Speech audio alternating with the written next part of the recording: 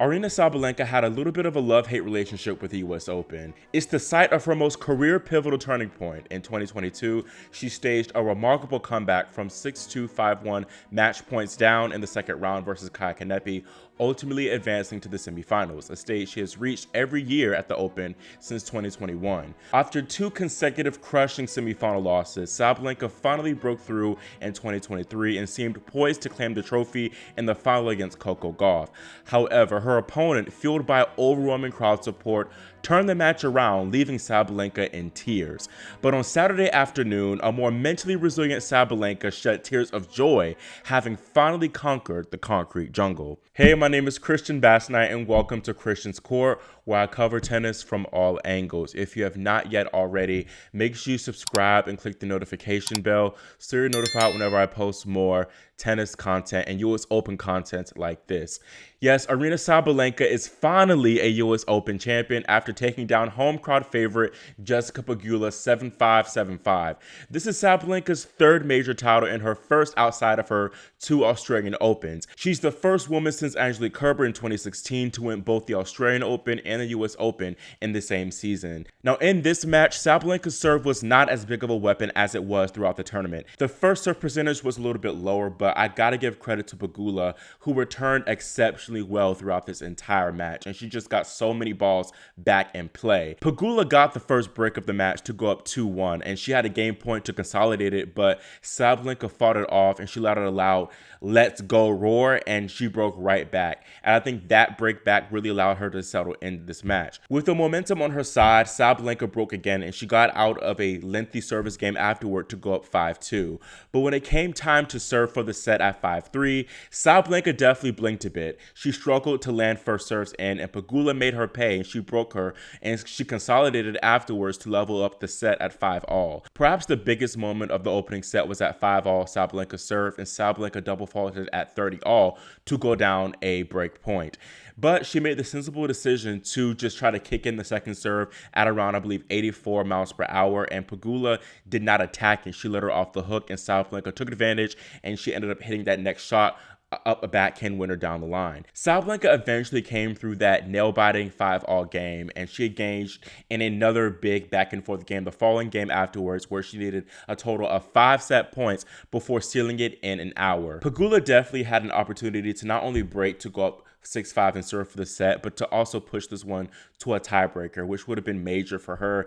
But Pegula's first serve and her forehand did betray her a bit in that 5-6 game. But giving credit to Aryna, she was gutsy, and she hit drop shots and just came to the net too to catch the American off guard, showing off a lot of her variety, which goes unnoticed, I feel. Losing that tight first set was a crushing blow to Pegula, and she did not have that same intensity that we saw from her earlier to start off the second set. Nonetheless, Sabalenka freed up and played a solid return game to break and then consolidated that game to go up 3-love. Sabalenka had an opportunity to really put the nail in the coffin with the break point at 3-love to go up a double break, but Pegula saved it with a solid forehand, drew the forced error from Sabalenka, and once she got out of that game, I just knew it would be an uphill battle for my big Lenka. Had she won that point, I feel like that really would have been the match right there, because Pegula was looking very disinterested, and it would have been a big climb for Pegula to recover from a double breakdown. But Jessie fought very hard, obviously, to get out of that game, and afterwards she went on a run of 5 consecutive games, and she really had to earn each and every one of those games, because Sabalenka did not completely wither away. She fought hard for sure, but it was also credit to Pegula, her best run of form, being able to get out of those holds. Her first serve was strong, and she honestly kind of out-hit Sabalenka in some aspects and just played tremendous tennis. It was really very similar to the Navarro semifinals that Sabalenka had, where Emma wrote off those games, those consecutive games, and had the momentum and looked like she would just definitely take the second set. But Sabalenka, in this match yet again too, leveled up, and she powered her way through to the win in the end. I've got to give Jessica Pegula props for this match. I thought she played a great match, and even though it was straight sets, it felt like a 3-set match to me, because There were just so many long games, so many Asian momentum shifts. Like most of the games went the distance, and it felt like a true tug of war. I was on the edge of my seat watching this one.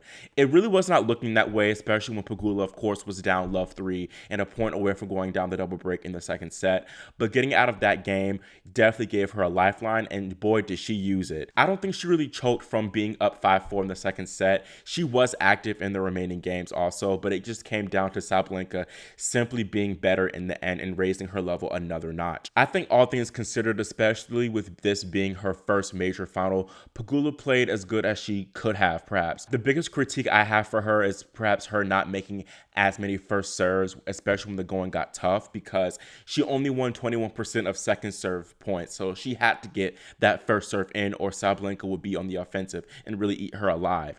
But I thought she did an exceptional job to consistently and constantly apply pressure to Sabalenka with great returning. Once again, nobody consistently challenged Sabalenka on the return aspects that like Pegula did, and that's why it was worthy of a final. It was definitely Sabalenka's, by far, her toughest match of the tournament. Pegula definitely held her own from the ground, and a lot of times she was putting Aryna on the defensive with her offensive play and got her moving around throughout a decent portion of the match. A question, of course, that arises from this is whether Jessica Pegula can ever win a major title. Was this her one big moment that has now come and gone? I thought that she was going to turn it around for sure, but Sabalenka showed us why she is a slam champion in the end. Now, her being in a slam final will only help her and give her more experience and more confidence to where she believes that she can perhaps go all the way in the next few slams. The US Open, I feel like, is likely her best shot of winning a major, but she's great on all surfaces, so that should help her too. Now, Pegula is 30 years old, so that's not necessarily the youngest age to be playing professional tennis, but I feel like she has about 5 more good years on tour, but it's definitely not going to be easy for her for sure. Regardless, Pegula is going to be so proud of herself for this exceptional summer. I bet when she was kind of dealing with that injury back in the summer, she would have never expected to win a 1,000 title, defend a 1,000 title in Toronto, make the Cincinnati finals back right then the next tournament. She beat Iga. She overcame that major quarterfinal hump, and then she was down and out in the semifinal against Karolina Muchova, being down 1-6, love 2, 30-40. So she showcased her tremendous fight, not only in that semifinal, but in this final. So full props and credit to Jessica Pegula on an incredible US Open run. Giving a little bit of the backstory on Sabalenka's run, as a fan of hers, she started the year very strong, winning the Australian Open, and I felt like she was playing very well at Roland Garros, and I thought she could actually win the title, but unfortunately that stomach bug was a problem for her in the quarterfinals against Mira Andreeva, and she wasn't able to overcome that. And then that too broke her streak of consecutive major semifinals.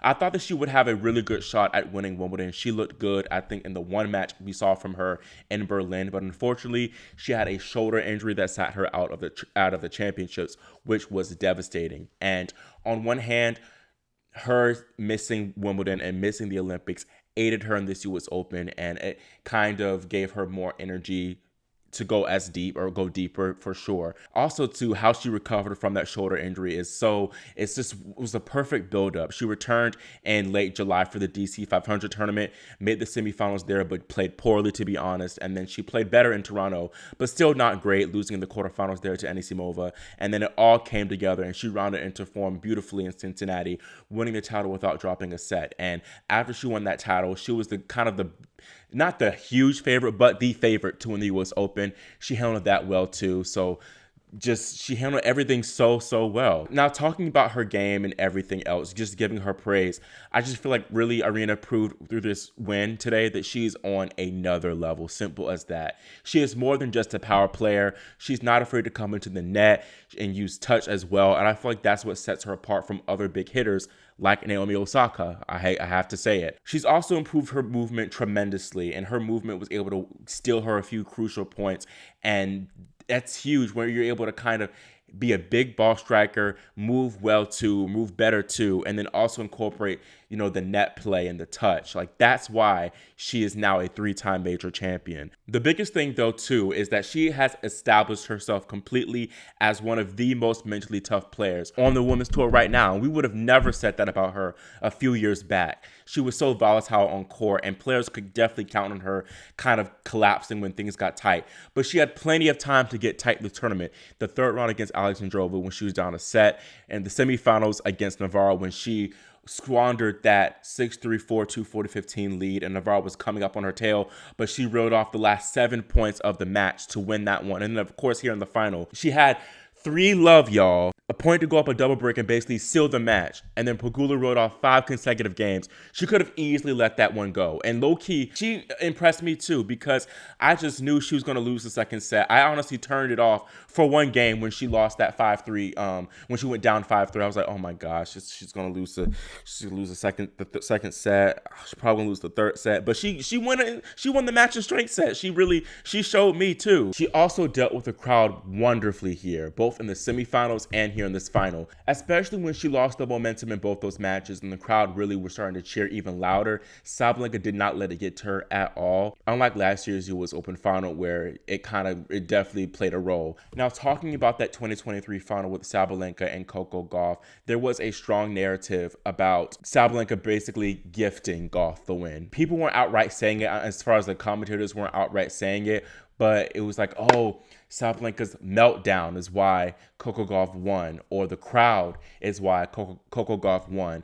And I feel like that is not necessarily the case, and it kind of diminishes what Coco Gauff achieved. I know this video is about Aryna Sabalenka, but we got to talk about everything when we're talking about this result. Coco definitely for sure did a great job of getting the crowd into it. But if Coco kept playing mid-tennis like she was for the first set, the crowd would have stayed muted.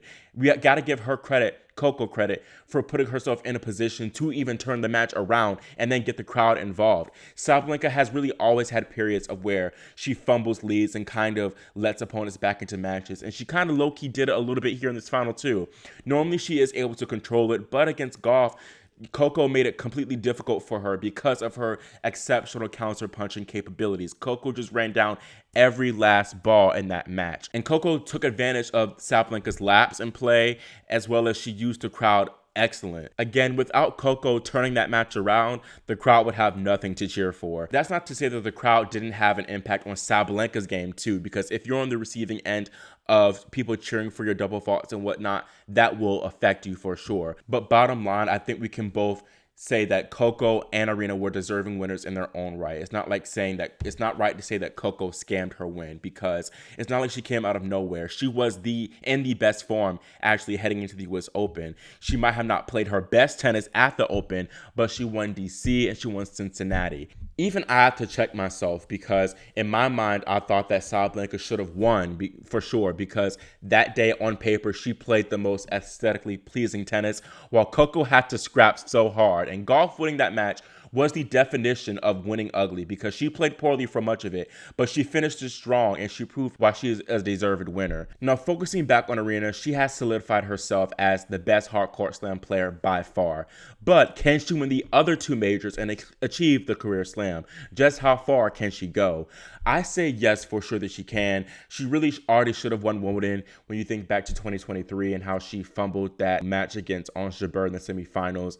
And I think she could have won it this year too if she were healthy. As far as Roland Garros, she could have been in the finals. She really should have been in the finals. She had a match point in 2023, and then in 2024, I say that she still could have been in the finals if it weren't for her stomach betraying her. I think Sabalenka too has not even reached her ceiling yet. She's still a bit erratic at times, and she sprays wildly, but if she can cut that down even more, she's going to be extremely tough to beat. This US Open win has solidified Sabalenka being a Hall of Famer player as well. She's a phone war #1, and now she has left the 2-slam club and is one within reach of catching Naomi Osaka at her 4 and then Iga's 5. Y'all comment below too. Do you think Naomi Osaka or Aryna Sabalenka would end up with the most slams? I think low-key I'm leaning more towards Aryna, but maybe Naomi can turn things around. Now, her catching Iga, I don't think that's going to happen. Now, speaking of Iga, Sabalenka is well within reach of catching her in the rankings and potentially overtaking her as world number one and finishing the year as world number one for the first time. She's now about 400 points away from Swiatek, who has to defend the Beijing 1000 and the year-end WTA Finals champion points, where she went undefeated. That's about 1,500 points, in fact. I think she can do it, but it's definitely going to be interesting. But to now, the focus is on celebrating our champion, who has the heart of a tiger, Aryna Sabalenka. That is all from my thoughts of the final, but I want to hear what y'all's thoughts are. Was the Sabalenka-Pegula final the best Women's Slam final of the year? For me, I say yes, and I think it's better than the Paolini-Krejcikova Wimbledon final. Also, how many slams do you think Sabalenka will end up with? I think she can end up with 7. I think 7 is a good number for her. Again, make sure you subscribe and click the notification bell so you're notified whenever I post more edgy content that I have coming soon.